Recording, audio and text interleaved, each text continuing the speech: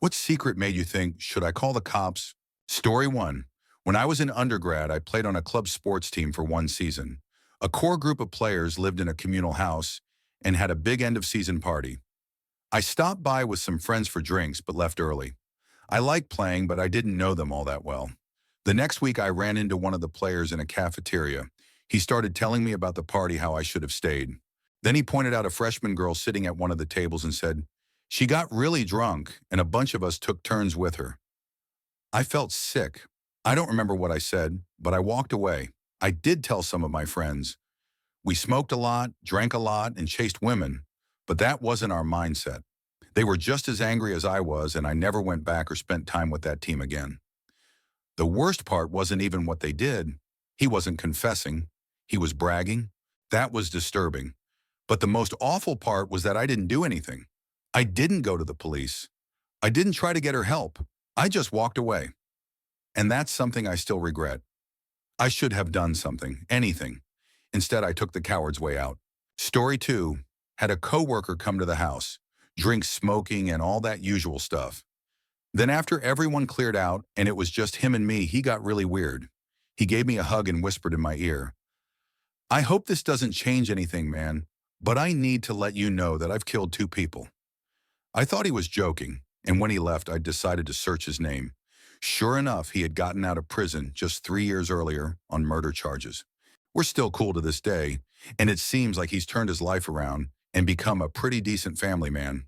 But that night he told me that still sticks with me. Story 3.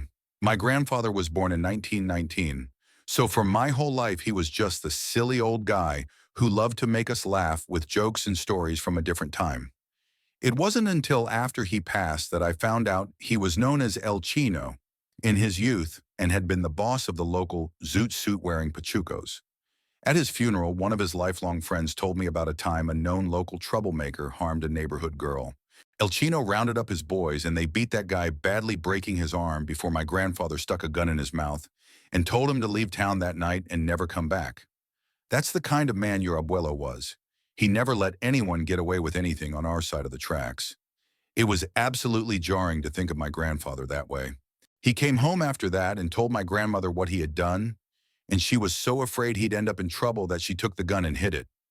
She went to her final rest decades later without revealing where it was.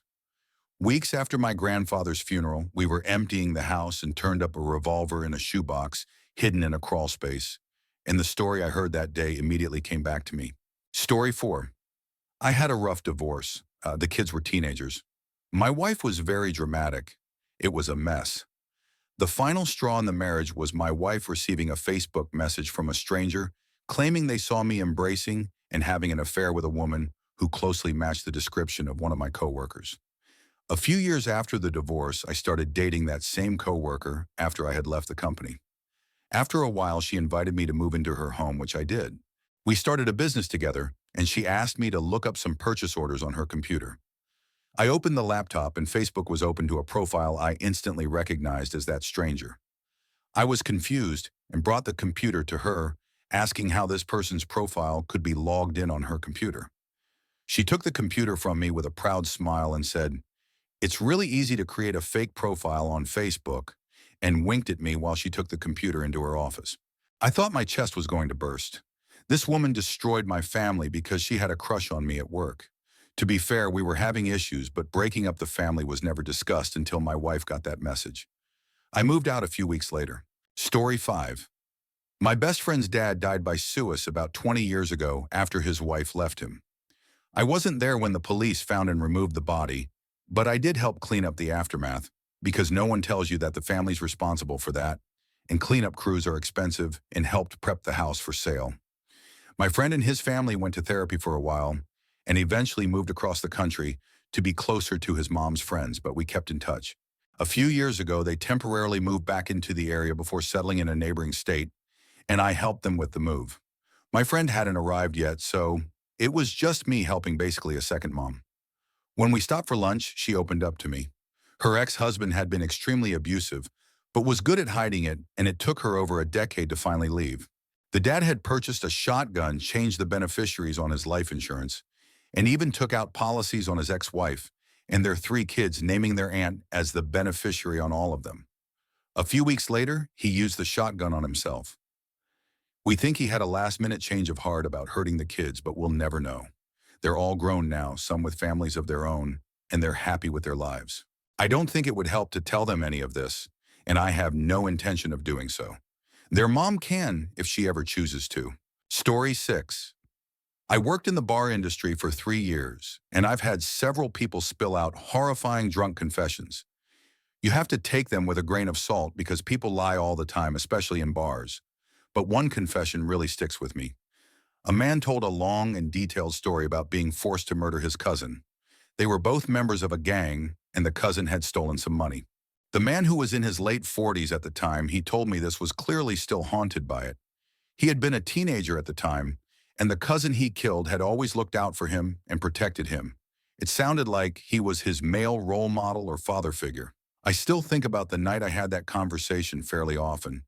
I've never heard pain and grief expressed quite that way. It was really heart-wrenching. Story 7. A long time ago, I 19M went and picked up a friend, 17F, who had snuck out at 1 a.m. We sat in a Walmart parking lot, and she told me her uncle had abused her and that she needed to get out and have a smoke.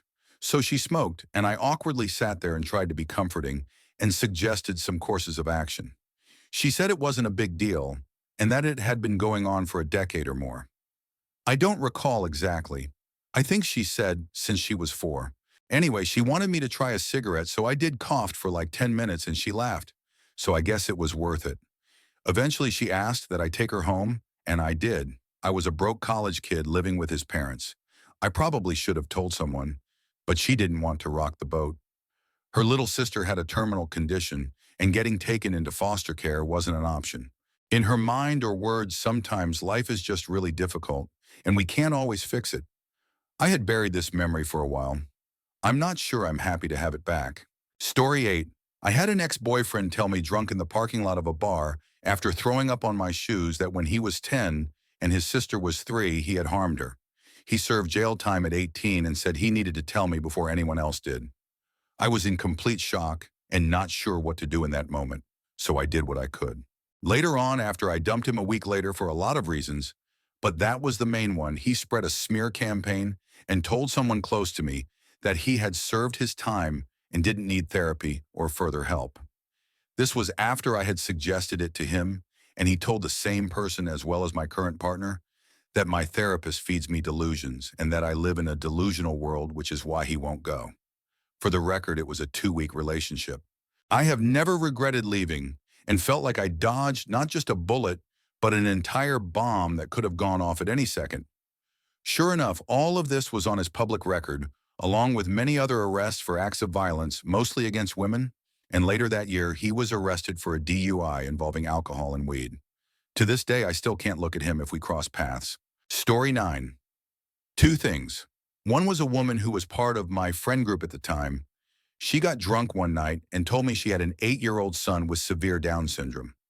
I had known her for 5 years, never once a mention of a child. She then admitted that shortly after he was born, she dropped him off at her mom's and skipped town. She never spoke to her mom again.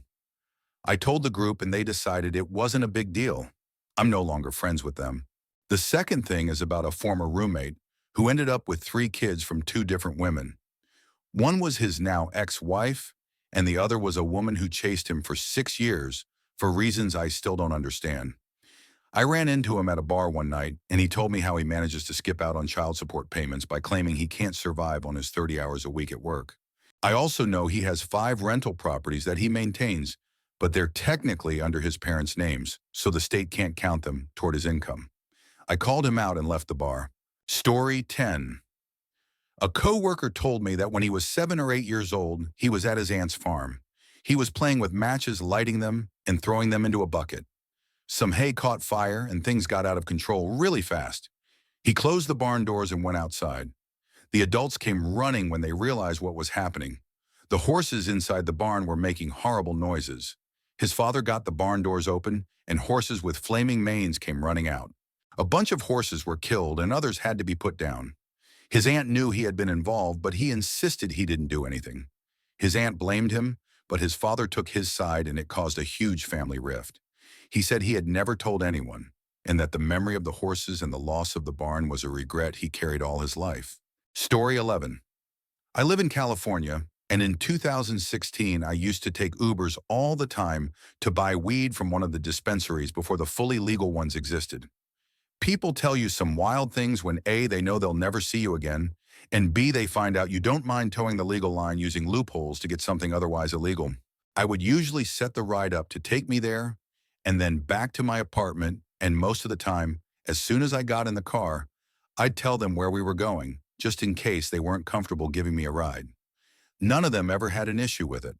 I had a lot of older drivers who would start talking about how they used to smoke a lot back in the day and would bring up other minor illicit activities. There was this one guy in particular, though an older man, who on the way back to my apartment asked if he could smell what I bought. I handed him the capsule of weed I had just purchased. He opened it and took a big whiff. Then he started reminiscing not just about weed, but also about cocaine and how he used to sell it. He brought up something I felt he should have kept to himself. He told me that he and a friend were set to meet someone to either buy or sell coke. They arrived at a motel with their half and went to the room. According to him, the guy they were supposed to meet was already there dead. Apparently, he still had his half of the deal in the room with him. So my Uber driver and his friend decided to leave with both halves their own and the other guy's. They never heard anything about it after. Now I had so many questions. How did this guy die? Was it someone they had dealt with before? How big was the deal? And why are you telling me? My only conclusion is the story was either made up on the spot or he had just been holding it in for so long that he felt the need to share it with someone he'd never see again and who was even just a little part of that underworld. Story 12. Mine isn't really that shocking, so I guess I should consider myself lucky.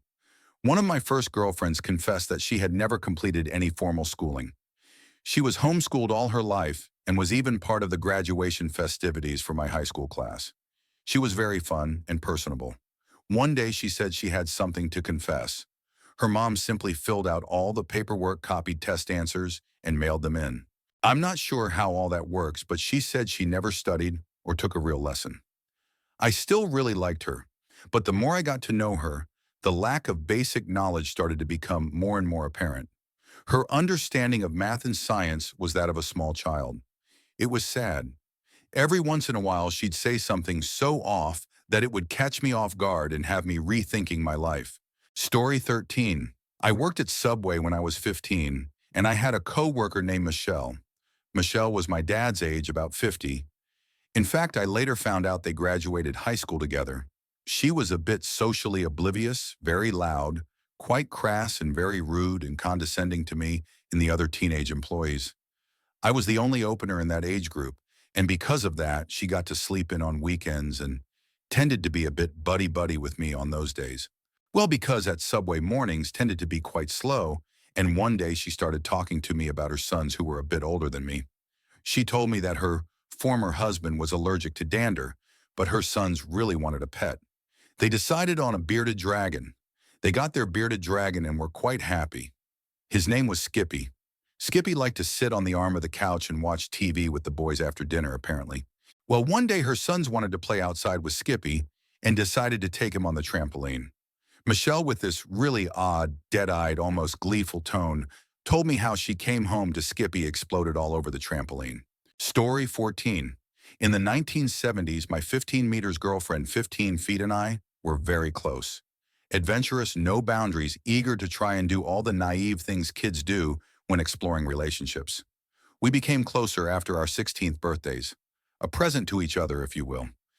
We attended a co-ed boarding school, so we were together all the time, sneaking out at night to each other's dorms. It was an exciting time for us.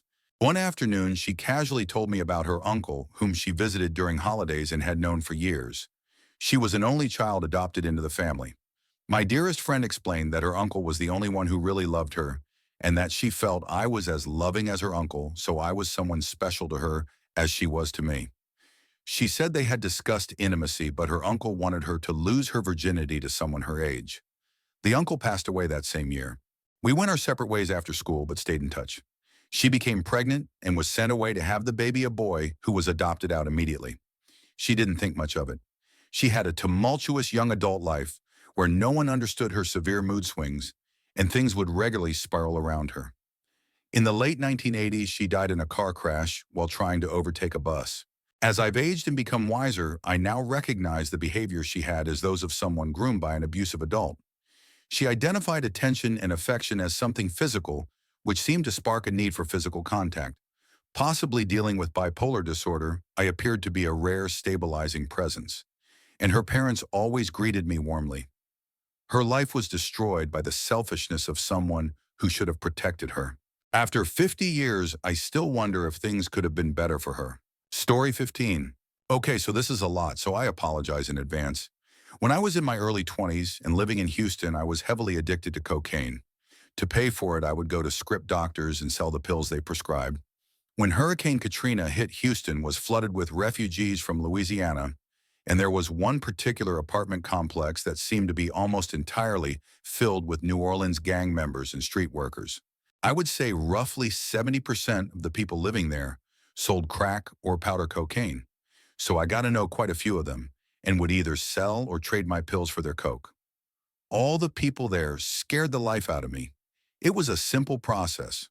I'd walk up to the apartment gate, wait a few minutes, and someone would approach me asking if I wanted anything. I'd ask them the same, and next thing I knew, the transaction was done. Each time it was someone different. The last time I ever went, I was approached by a man with long hair driving a Cadillac convertible. He was in his early 20s and asked me the same question everyone else did. When I told him what I had, he told me to come up to his apartment to get more for the trade. I agreed and followed him through the complex. We walked past building after building until we finally reached the very last one, which seemed abandoned. When we got to the second floor, all I saw were doors covered in caution tape and a partially caved-in roof at the end of the hall. I watched as he pulled out a key and opened one of the doors. I was shocked someone lived there, but I had seen worse, so I followed him in. We talked about the trade and discussed a deal for future exchanges. We agreed that I would go to 2 doctors a week for him, and he would supply my addiction. I was seeing a doctor every day, so this worked well for me. He paid the $120 visit, covered prescriptions, and gave me drugs. I'd still have 5 more visits a week to profit from. After the deal was made, he told me to wait in the apartment while he went next door to get the coke. He walked out and locked the handle. 15 minutes later, I got restless and went to leave, but I was locked in. He had taken over this abandoned apartment and changed the lock so it could only be locked from the outside. I started to panic. I checked every room for an exit, and when I entered the second bedroom, I saw a girl in a dirty yellow sundress. She was white, about 19, and absolutely filthy. She told me to relax, that he'd be back, and to just sit tight. We talked. I asked where she was from and if she was affected by Katrina. Just small talk. Then she told me how she ended up on the street. When she was a sophomore in high school, she started dating a 20-year-old guy. He was abusive and would inject her with drugs, but she stayed. One day they picked her up from school and saw one of her classmates walking home. Though she didn't get along with the classmate, they convinced her to get in the car. They lived nearby, so it didn't seem odd. Her boyfriend had been drinking and offered the girl a drink. She refused, which made him angry. He hit her across the face with a vodka bottle pulled off the road, beat her, assaulted her, and then took her life. Then they buried her behind her house. She told me all of this calmly, like it was nothing. She said they never went back to her real house and hadn't seen her parents in years. Then it hit me. I had just been locked in by the same guy. When he eventually returned, I asked if he wanted me to go to a doctor that day. He agreed. When we stopped for gas, I offered to pay and walked into the store, then out through the opposite doors. I ran into an adult bookstore, paid to go into the theater, and hid in a booth for 8 hours until they kicked me out. I walked home looking over my shoulder the whole time. I never went back to that complex. Story 16. I rented a room from an older guy, Rob, in the late 1980s while I was in college. Rob was a super cool dude. He was a Vietnam vet and had that air of someone who had seen some things. He worked as a nurse at a local hospital and had an early shift. Great guy, knew a lot. Everyone in our little neighborhood liked and appreciated him. I could go to the local Irish pub and get in without an ID because everyone there knew I was his housemate. Rob was also an extremely high-functioning alcoholic. He would get completely blasted every single evening, but be up sober and out the door by 5 a.m. for his shift. I never saw him drink during the day.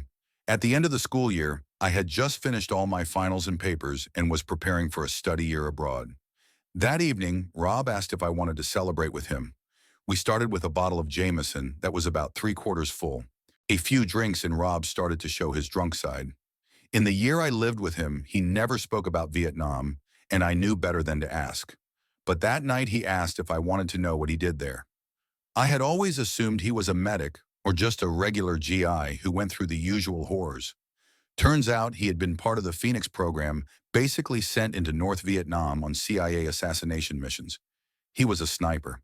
A lot of his targets, he admitted, were civilians. He said he drank because he saw the faces of the people he had killed every night. He told me other things too, but I don't remember much for obvious reasons. We ended up finishing the bottle. The next morning, I heard him get up and leave at 5 a.m. as usual. I spent that entire day either throwing up or curled into a ball on my futon. We never spoke of that night again. Story 17. I had a friend who was a licensed therapist, and we became close through a shared hobby. One day she admitted to me that as a teenager, she used to harm animals and had plotted ways to hurt her mother. I assumed this was the result of an abusive childhood. However, things eventually got very strange. She began telling our mutual friends bizarre things I had never said. For example, that I was bragging about bringing a weapon to hurt someone. She also tried to gaslight me in the most literal way. One time she called and insisted that one of our friends was with her. When I knew for a fact that wasn't true, our friend had just left an event with me over an hour away. It was like she was deliberately trying to make me question my sanity. We didn't remain friends much longer after that behavior started. I wish her well, truly. But I would never be friends with a therapist again. Story 18. My parents were extremely narcissistic, and a social worker eventually suggested counseling for me. My mom could lay on the charm so thick it felt like you could cut it with a knife. We spoke with a psychiatrist as part of the counseling, and sometimes I had one-on-one sessions with them. At one point, the psychiatrist told me they couldn't believe my mom was the way I had described her. I replied that they could believe whatever they wanted, but I had to live with my parents. And reality was very different for me. Then the psychiatrist said something I could never forget. I can say whatever I want and everyone will believe me. Your parents will believe me. Social services will believe me. The police will believe me. The judge will believe me. Even everyone who works for the state will believe me. What you say couldn't possibly be true based on what I've seen so far. If I say you're out of control and tell your parents and social services that I can have you put in juvenile hall until you're 18. After I moved out, I went very limited contact with my parents. But I have a deep resentment towards psychiatrists because of that experience. Story 19. Before we broke up, my ex told me something about his childhood. As a kid, he had been friends with a classmate who was mercilessly bullied. He was the kid's only friend. My ex was bullied too, but not as severely, and partly because he chose to befriend this kid. The boy had HIV, AIDS, and some other health issues and was frequently sick. He needed medication to survive. This was in the early 2000s, not in North America. One day, my ex said he just got tired of being treated like a loser at school and snapped. So he joined in on the bullying. He said he targeted this boy's deepest insecurities, the things he knew from their friendship. He admitted to saying the most hurtful things anyone had said to the kid. The next day, the boy stopped taking his medication. He simply refused. Very shortly after, he passed away. My ex said the boy once told him that if he stopped the meds, he wouldn't live much longer, and that he only kept going because of their friendship, but sometimes he didn't want to be alive. My ex said it was his fault the boy stopped taking his medication and ended his life. He believed his betrayal pushed him over the edge. I feel deeply sorry for that child and his family. I'm glad my ex is no longer in my life. Story 20. A woman who was a sensei in a jiu-jitsu studio owned by her elderly father for many decades told my brother that when she was in her 20s, she left a bar and a drunk local followed her home, pestering her to hook up. She wasn't afraid of him, just annoyed. She told him to get off her porch and go home while opening her door. She was a highly trained martial artist herself, so she really wasn't worried. He pushed his lit cigarette into her face, missing her eye because she turned her head but burning her cheek. She ran into the house and slammed and locked the door. She definitely wasn't thinking about engaging him using her martial arts training. She knew to get away. According to her, she called her dad, who knew who the guy was. He told her not to call the police. He would take care of it. The man was never seen again. He was a drifter type living in a rooming house, so people assumed he just left town. But the woman told my brother her dad was a hothead back then, and anything could have happened. He might have scared the guy into leaving town. He might have confronted him so severely that something serious occurred. Her dad never spoke of it, and she didn't ask. Story 21. My mom told me that she originally wanted to end the pregnancy with me. My dad had drinking and gambling problems, and they could barely afford rent while feeding my older sister with what little they had. My mom got fed up and was close to leaving him, but then she got pregnant with me. He convinced her to keep the pregnancy, promising that he'd stop gambling and change for the new baby. He didn't. We eventually became homeless. My mom finally left him and took my sister and me with her. Years later, we're financially stable and everything is good. No idea where my dad is. Objectively, I understand why my mom considered ending the pregnancy. She also said she didn't want me to suffer through extreme poverty as a baby, and I did go through a lot because of our family circumstances. But emotionally, it's hard for me to get over. My dad essentially used me to trap my mom into staying in an abusive relationship. If it weren't for me, my mom and sister might not have suffered so much. I know it's not my fault, but it still feels like it is. I also know that my mom loves me very much, but I still feel pain knowing that she originally didn't want me. In a better world, I wouldn't exist. Story 22. Someone I believed was a truly good person and friend about a year and a half after I helped her administer treatment for FIV and her kitten confessed to me that she had intentionally poisoned her roommate's kitten with Tylenol. She told me she did it because she believed the roommate's kitten had FIV and the roommate couldn't afford the treatment. She hadn't realized how prolonged and miserable the kitten's death would be. I did my best to be empathetic because she seemed extremely upset by what she had done and appeared to be carrying the heavy burden of her actions. She was also very intoxicated at the time and seemed genuinely remorseful. I was in shock. You'd never think that this person was capable of such a horrendous thing, even under the guise of doing something she thought was merciful. What stunned me even more was that I had heard her tell the story of the poor kitten, saying that someone must have poisoned it for over a year. I tried to comfort her in the moment and set aside my personal feelings so we could talk more seriously once she was sober. I later found out that she was not just unstable and hiding her true self, but that the kitten poisoning was just one of many psychopathic things she had done. Story 23. When I was around 9 or 10 years old, my best friend's parents were going through a divorce. I started having issues with that friend. She began having outbursts at me, telling me things like, "Go hurt yourself," and I didn't feel safe around her anymore. Looking back now, I don't really blame her. She was a child experiencing her parents' divorce. One day I was at her house with her siblings and her father. Ever since the divorce, it had always been her mother at home with us, but I didn't think much of it. We all sat down to eat dinner, and her father offered me some kind of chickpea salad. I declined. I was a picky eater. He stood up, slammed the table, screamed at me, called me a slur related to my ethnicity, and told me to leave. I got scared, ran outside, and called my mother, telling her to come get me and explaining what happened. When she arrived, she told me to sit in the car and then went to speak with my friend's father. I didn't hear or see the conversation. After that, she made a phone call from the driveway to the police, then got back in the car and started driving us home. She told me I wouldn't be seeing my friend again. I was okay with that considering everything that had just happened. During the drive, she told me that my friend's father had violently assaulted her mother and that none of the kids, including my friend, knew about it. She made it clear I was never to tell them. She explained that she had dropped me off thinking their mother was home with us. As that was what the legal arrangement allowed, she had full custody of the kids, the house, and a restraining order against him.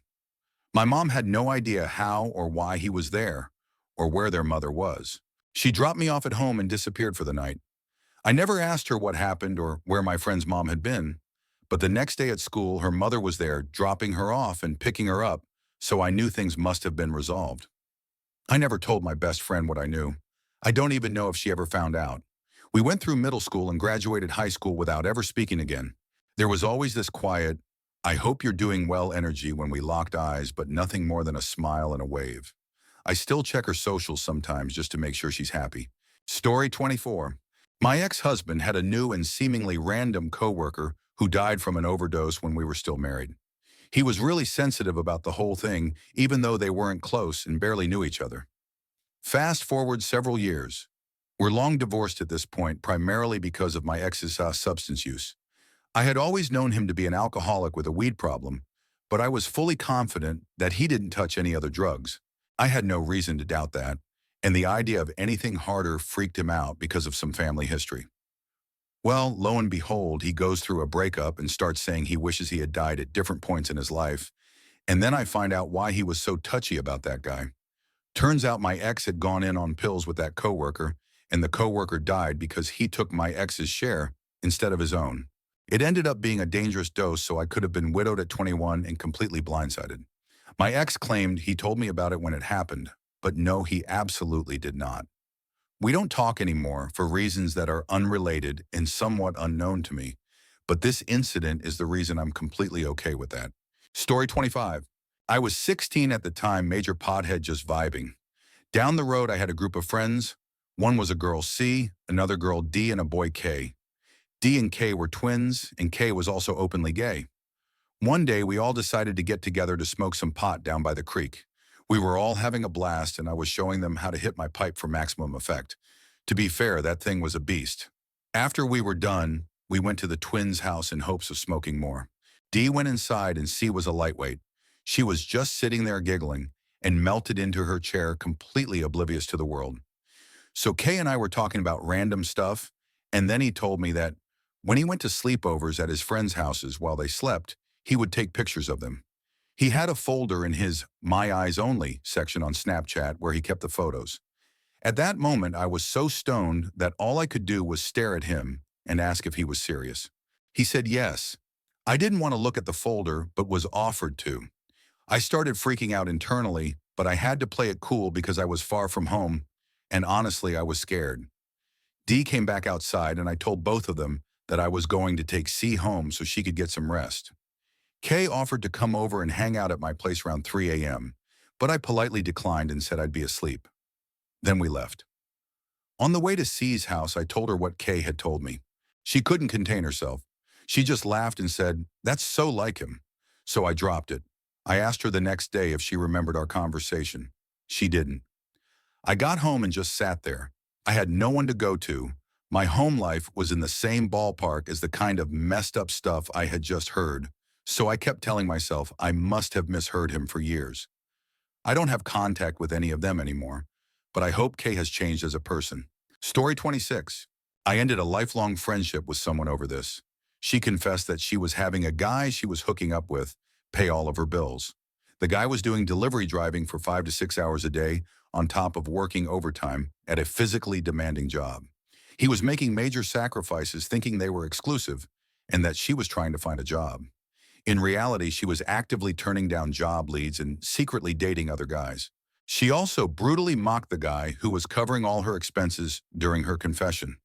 A lot of body shaming, calling him pathetic and saying she didn't think a blue-collar man could afford her. It was really shocking because it came out of nowhere. She had previously been trying to go back to school, pay off debt, and secure an entry-level job. Life happened, and we hadn't caught up in 4 to 5 months, and then she casually confessed to intentionally ruining a guy's life.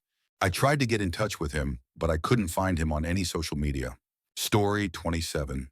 My husband's best friend since elementary school is known for being a pretty unobservant and reckless guy. He once took a solo trip to a major U.S. city and was supposedly robbed, but not harmed. He told my husband and their other childhood best friends about it, and they've always laughed about it because he wasn't hurt, and it was classic name to stumble into dangerous situations. The friend even laughed about it himself, saying he tends to put himself in risky situations often. I became friends with him too, and one day when we were driving to a store, just the two of us, he told me that the incident wasn't just a robbery. The man had also assaulted him. I don't even remember how we got to that point in the conversation, but I remember asking, "Are you serious?" a few times because I had never had a single deep or emotional conversation with him before. That incident has come up a few times since then in conversations with my husband, who continues to talk about it lightly, not knowing the full story. But now that I know what really happened to his friend, it's hard to hear it treated as a joke. As far as I know, he's never seen a therapist about it, and I'm the only person who knows what actually happened. Story 28. It really wasn't what my friend confessed, but rather that I knew he was lying. I met up with one of my best friends and three of his other friends who I hadn't met before for dinner. During the evening, one of the other friends asked if he had told us his cookie story. None of us had heard it, so she said we had to hear it. It was wild that it had happened to him, and at the same time it was so Adam, my friend's name.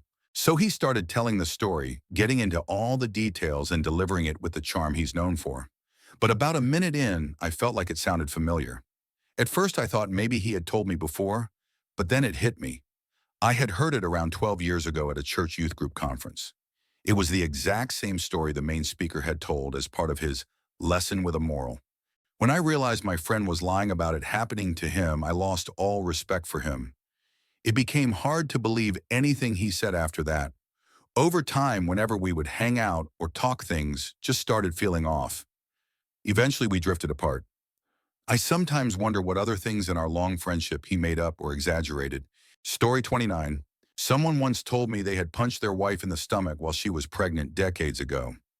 I don't know the full story, and honestly, I don't care to. What I did do immediately was tell his friend, a petite woman, what he had confessed to me, and that I was worried for her safety. Oddly enough, she said it was probably just a mistake he made when he was young. She even shared that she and her husband used to get into physical fights, and that her thing was to bite him. To answer the obvious question, I had just met the woman and had only recently started to get to know her. I met the guy, the one who made the confession, at her place, and he was always hanging around. I made it clear to him right away that I wanted nothing to do with him. What he did was unforgivable and horrifying, and I would never forget it. I now avoid the woman as much as possible. We live in the same apartment complex. Story 30. I had a coworker who once told me how she had set up her ex to make it look like he was unfaithful. She was already seeing someone else on the side, someone they all knew, and got him involved in the setup. They went on a double date with another woman who was also in on it. The goal was to get her ex drunker than usual. After the night out, they all went back to my coworker's house. Her ex passed out, and they had the other woman climb into bed with him and start touching him to try to wake him up. Then they all burst in and took photos before he could even realize what was happening. She convinced him that he had gotten in bed with the woman on his own and taken advantage of her. I never looked at her the same after she told me that. I never trusted her again. It all came out after I made a comment that I thought another coworker's husband was cheating on her. And to top it all off, my coworker and the guy she was sneaking around with only lasted about 6 months after the breakup with her ex. Story 31. Once during a conversation with my mom, she admitted to inappropriate behavior involving young boys when she was 16. She had been periodically babysitting for several different families, and during that time she took advantage of the trust placed in her. She told me there were at least 4 boys from different households, and through my own follow-up research, I found out that one of those boys tragically ended his life at the age of 14. What struck me even more was that the boy's name is the same one my mom gave to my older brother. She said she deeply regretted her actions, but had no explanation for why she did what she did. And while I don't have direct proof that she harmed my older brothers, both of them went on to engage in very harmful behavior toward girls in their teenage years. So if something ever did come out about it, I wouldn't be surprised. Growing up, my mom was extremely close with my brothers, while my sister and I were treated like we were always in trouble even when we weren't. So yeah, my mom did things she should never have done, and I'm pretty sure she's also the reason my brothers turned out the way they did. Story 32. At a tech company I used to work for, I emailed a coworker who was hiring because I thought the new role sounded interesting and felt I'd be a great fit. I had 2 other directors backing me for the position.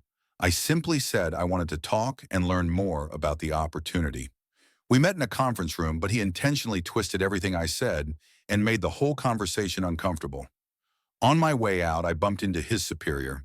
We chatted about the role and he said I'd be a great fit. Then as we got on the elevator, he told me, "Listen, I know you do a great job, but we're going to hire a woman for the role. That's just where we are." I realized then that the interviewer may have purposely made the conversation go poorly to make sure I wouldn't be considered. I told myself that I probably didn't want to work for someone who made decisions that way anyway. I didn't report it to HR or many others. I chalked it up to office politics. But in hindsight, I regret staying quiet. I have nothing against the person they hired. I just wish I had been given a fair shot. Story 33. Many years ago, a few decades, I was in a relationship with a man for about 5 years. All was well. No major red flags, decent compatibility.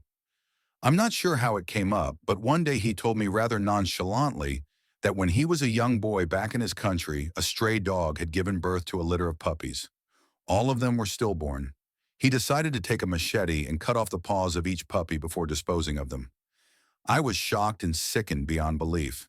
I'm a huge animal lover and have spent a large part of my life fighting for stronger laws against animal cruelty for all animals, not just domesticated ones. The thought of someone doing this, even though the puppies were already dead, and especially someone I was in a relationship with, shook me to my core. I never looked at him the same after that. I know he was a child at the time, and I understand that not everyone views animals the same way I do, but to me that was disturbing behavior. It's something I've honestly never gotten over. Story 34. Back in high school, I was really close with two guys. I'll call them Jay and Dylan. We were a trio like brothers. I could go to them for anything, and they were both there for me through some of my darkest times. During senior year, we were all at a mutual friend's birthday party having a great time. The next day, Dylan's girlfriend Marissa had hickeys all over her neck, and Dylan knew for a fact he didn't put them there. They had a big falling out. He kept asking her who gave them to her, and since she couldn't convince him that maybe he had just forgotten, she eventually said something like, "It was some guy at the party. I didn't know him, but he started flirting with me, and I let him." I'm sorry. He didn't really believe it, but later he accepted the explanation, and they worked things out. 4 years after we graduated, and we're all living our lives, Jay came over to my apartment to watch football. We started reminiscing about school and all the fun and chaos we got into. Then he broke out into a huge smile and said, "Hey, I was the one who put those hickeys on Marissa's neck." I burst out laughing at first because I thought he was joking, but he was dead serious. He explained that she had always come on to him when people weren't around, and that during the party when he went outside to take a phone call, she followed him out. They ended up behind the cars, and that's when he gave her the hickeys. Dylan and Marissa eventually got married but divorced about a year and a half later. And yes, Jay was at the wedding. I never said anything, but it definitely changed how I saw Jay. It honestly ruined the trio. I started pulling away because I felt like I was betraying Dylan by not telling him. But if I did, I'd be betraying Jay. Two people who had always been good to me. Story 35. A co-worker who seemed to be around my age, I was 21 at the time, showed me suggestive, non-nude pictures on his phone of a girl he claimed he had hooked up with the night before. That alone was inappropriate, but it got worse when I realized he had gone on a date with one of our co-workers just a day or two earlier. I asked her about it, and she said she was okay with it, but I always suspected she was just desperate for a boyfriend and didn't break up with him. There was also a 19-year-old girl working there who was clearly struggling. She had a very troubled background involving an abusive stepfather. She was extremely shy and in hindsight may have been neurodivergent. She was caught multiple times crying in the break room. I found myself occasionally flirting with her, but it felt wrong because of how vulnerable she was. I wasn't good at communicating, and although she sometimes responded positively, I could tell she didn't really like me. Eventually, the girl from the first paragraph left the job, and the same guy started dating a different coworker. He treated her so badly that she began acting the same way the 19-year-old did, withdrawn and visibly upset. When she eventually tried cheating on him, it felt like one of the few situations where I thought cheating was somewhat understandable. The guy she tried to cheat with wouldn't go through with it because he was scared of her boyfriend. Story 36. Not sure if this is too late to share, but here goes. About 8 years ago, I was in a strange platonic situationship with a guy B whom I met on Grindr. We quickly became friends, and I soon learned about all of B's past trauma. But over time, he also showed me just how emotionally unstable he was, so I quietly cut him out of my life. B told me several things with a straight face that left me thinking, what the actual hell? He had been kicked out of his home by his mother as a teenager. He lived with his grandfather for a while, but was later forced out by his step-grandmother after his grandfather developed dementia. He couch-surfed while attending community college and was mentored by one of his math teachers, who he described as the kindest, most generous woman he'd ever met. She helped him raise his GPA, encouraged him to major in mathematics, wrote him recommendation letters, and even let him stay with her and her husband. Well, while staying there, B saw the husband on Grindr. Instead of avoiding the situation, He told me they secretly hooked up multiple times while the teacher was at work. He never asked if they were in an open relationship and didn't seem to feel any remorse. He giggled while telling me. Eventually, he transferred to a university but dropped out due to mental health reasons. He then started living with another older man, taking care of his elderly mother while doing an online bachelor's program. He told me all this while writing graduation announcements. His old mentor even reached out to congratulate him and send him a cash gift. That didn't sit right with me at all. B also had a much darker side.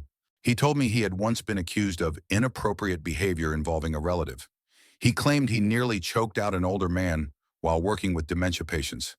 He once joked to an older Native American woman he was caring for that he'd give her a special blanket whenever he was mad, a horrifying reference. He also admitted to hooking up with someone with a highly concerning background and continued to see him even after finding out the truth. He even said he found the emaciated look of late-stage illness to be attractive. I'm glad I eventually cut him out of my life for good. Story 37. I was 19 working part-time at a coffee shop in a small town. One of my co-workers was this guy named Travis. He was in his early 30s, quiet but kind. He trained me when I first started, and we bonded over music and dumb customer stories. He never really talked about his past, and I never pushed. One night we closed together, and I offered him a ride since his car was in the shop. On the drive, he seemed tense, and I asked if everything was okay. He said yes, then no. Then he just paused and said, "Can I tell you something I've never told anyone?" He looked like he was shaking, so I just nodded. He said that when he was 17, he lived in a very rural town. His dad was a drunk and his mom was checked out most of the time. His older brother Jake was the golden child. Football captain, good grades, loved by everyone. But Jake was also abusive. He would beat Travis, torment him, and worse. His parents knew but didn't care. In fact, he claimed his dad encouraged it, saying it would make a man out of him. One night, Jake came home drunk and started in on Travis again. But this time it got worse. Travis ended up in the ER with cracked ribs and a concussion. He told the nurse he fell. No one questioned it. After he got home, Travis said he snapped. He waited until Jake was asleep, then took a tire iron from the garage. He went into his room and hit him once, then again and again. He said Jake didn't die, not right away. He survived but ended up with severe brain damage and required 24/7 care. The family lied. They said he fell off the roof while cleaning the gutters. Everyone believed it. No police ever questioned it. Travis left town a year later and never looked back. He changed his last name and started over. "I don't regret it," he said. "That's the worst part. I think I'd do it again." I drove in silence. He looked out the window like he hadn't just admitted something that could destroy his life. We never spoke of it again. 2 weeks later, he quit without notice and moved out of state. I haven't heard from him since. Story 38. In college, I had a roommate named Jen. We were both majoring in psychology, and we got along well enough. She was quiet, reserved, and always seemed a bit haunted. She never liked talking about her childhood, so I didn't push. One night, we were both up late studying and ended up talking about childhood memories. I shared something embarrassing about getting lost in a Walmart as a kid, and Jen laughed for the first time in forever. Then she got quiet. I remember her saying, "I've never told anyone this. You can't ever repeat it." She told me that when she was 10, she lived in a trailer park with her mom's stepdad and 2 younger half-siblings. Her stepdad was cruel, verbally, emotionally, and occasionally physically abusive to all of them. Her mom never stood up for them. Jen was the one who had to protect the younger kids, even though she was just a child herself. One night, her stepdad got drunk and locked the 2 youngest kids in their room as punishment for spilling juice on the carpet. He fell asleep in front of the TV, cigarette in hand. Jen said she stood in the hallway looking at the closed door to their bedroom, then at the lit cigarette slowly burning in the ashtray, and something just clicked. She moved the cigarette to the old curtains, lit them on fire. Then she walked out the back door and ran to the neighbor's house, screaming that the trailer was on fire. The fire department came fast, but not fast enough. Her stepdad died from smoke inhalation. The 2 kids made it out, but with injuries. Jen was hailed as a hero for alerting the neighbors in time. "No one ever suspected," she whispered. "They just thought it was an accident. But I knew what I was doing. I wanted him gone." To this day, I don't know if I would call her a villain or a survivor. Maybe both. Story 39. A girl I went to high school with, we'll call her Amanda, was always popular. Pretty smart, well-liked by teachers. We were never best friends, but we ran in the same circles and got closer during senior year. She went to a different college, and we lost touch for a while. We reconnected randomly during winter break a couple years later. She invited me out for drinks. It was fun at first, just catching up, sharing stories, talking about how different college life was. Then she got quiet, said she had a secret that no one else knew. She told me that her boyfriend from freshman year had been obsessive, controlling, manipulative, constantly checking her phone. One night after a fight, he passed out drunk in her dorm room. She took his phone and found messages, dozens of them, with other girls. "Photos, videos," she snapped. She said she took his phone, walked to the campus parking lot, and smashed it under a parked car's tire. Then she walked back to the room, took his laptop, and deleted everything. Emails, texts, cloud backups. After that, she poured water on the hard drive. But that wasn't the worst part. She said she used his thumb to unlock his phone one last time and sent a message to one of the girls he had been cheating with, posing as him telling her it was over and he never wanted to see her again. Then blocked her on every platform. "I wanted to ruin him," she said, like she was describing what she had for lunch. "And I think I did." She laughed, took a sip of her drink, and asked me not to judge her. But I did quietly. I still wonder what that guy's version of the story is, and how many more people Amanda hurt without ever getting caught. Story 40. It happened my junior year of college. I had a classmate named Ryan who always sat 2 rows behind me in every lecture. We eventually became study partners. He was chill, funny, and had this laid-back vibe that made it hard not to like him. Over time, we got close. We'd hang out, grab food, talk about life. One night, we were both drinking at a friend's apartment, sitting on the balcony, while everyone else was inside playing music. Ryan was quiet. I asked him if everything was okay, and he said, "Do you ever feel like there's something about you no one would forgive if they found out?" I didn't know what to say. I just let the silence sit. That's when he told me about his childhood best friend, Chris. They grew up together, inseparable. At 15, they were hanging out at a lake near Ryan's uncle's property. Chris wanted to jump off this rocky cliff into the water. Ryan said no. It was dangerous. There were warnings everywhere. But Chris insisted, said he'd done it before. He jumped and he didn't resurface. Ryan stood there frozen. He told me he didn't dive in, didn't scream for help. He just stared. Then after a full minute, he walked back to the car and drove home. When he got back, he told his uncle they had gotten separated in the woods. A search party was launched. It wasn't until the next day that they found Chris's body. The official story was that Chris must have gone back to the lake alone. No one suspected Ryan, not even his parents. He told me he wasn't scared of drowning. He knew how to swim. He just froze and didn't do anything. That night he cried. I had never seen a guy cry like that. I didn't know what to say. I've never told anyone. But sometimes I wonder, was it really just fear or something darker? Story 41. When I was 26, I worked at a small marketing firm. There was a new hire named Olivia. Mid-30s, super polished, the kind of person who always made people nervous with how confident she was. She and I clicked almost instantly, probably because I wasn't intimidated by her. We'd go to lunch together, vent about clients, joke about quitting. One Friday after drinks at a bar near the office, we were walking back to our cars when she suddenly got quiet and asked, "You ever done something so bad it changed who you were?" I thought she was talking about regrets, bad breakups, or burning bridges. But what she said next still haunts me. She said when she was 19, she dated a guy who had a 4-year-old daughter from a previous relationship. She didn't like kids, but she really liked the guy and tried to make it work. One weekend, she was watching the little girl while the dad was working overtime. She said the girl was whiny, wouldn't stop crying, and kept asking for her dad. Olivia snapped. She said she dragged the girl to her bedroom, slammed the door, and told her she wasn't allowed out until she shut up. The girl kept crying, so Olivia turned the music up and left her there. She didn't check on her for over 6 hours.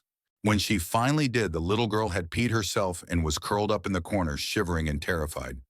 I stood there stunned, expecting her to cry or show any emotion. But she laughed. "I know. I was a monster back then," she said. "But that was the moment I realized I'm not meant to be a mother." I never looked at her the same after that. I transferred departments 3 months later. Story 42.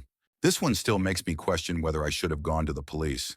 I used to work at a car lot, one of those buy here, pay here places, where most of the employees were either recovering addicts or people with criminal records. I didn't mind. I needed the job, and most of the guys were decent. There was one guy named Vincent. He was in his late 40s, ex-military, and didn't talk much. Everyone called him the cleaner because he handled all the repo work. If someone stopped paying on their car, he'd find it and bring it back. No questions asked. One day I was riding with him to drop off a vehicle, and he opened up out of nowhere. Started talking about the army, about Iraq. Then, like flipping a switch, he said, "You ever had to make someone disappear?" I thought he was joking, so I laughed. He didn't. He told me that when he came back home, he started doing freelance work for a guy who ran a debt collection ring. He claimed he'd show up to people's houses, pretending to serve court papers, then threaten them into paying up. He said one guy didn't take the warning seriously, laughed in his face. So Vincent came back at night, said he waited until the guy was leaving for work, pulled him into a van, roughed him up, took his phone and wallet, and dumped him 2 towns over with a busted leg.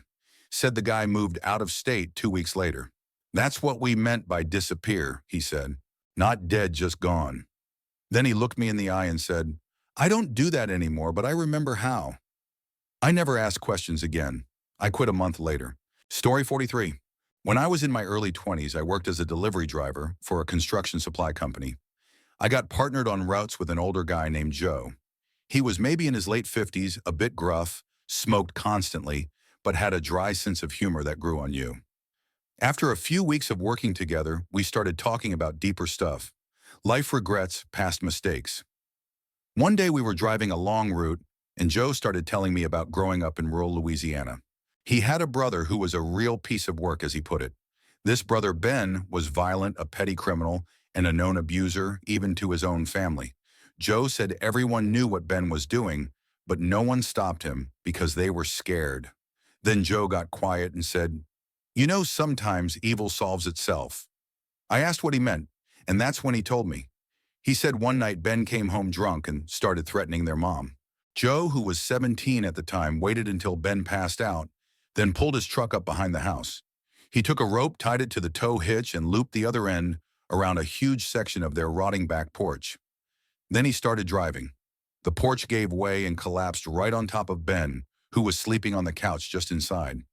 Joe called 911 and said it was a structural failure. No one questioned it. The house had been falling apart for years. Ben was crushed by debris and declared dead on the scene. Joe said he stayed home until his 18th birthday, then left and never looked back. "It was the only way I knew to stop him," he told me. "I don't regret it, but I don't sleep well either." I never told anyone until now.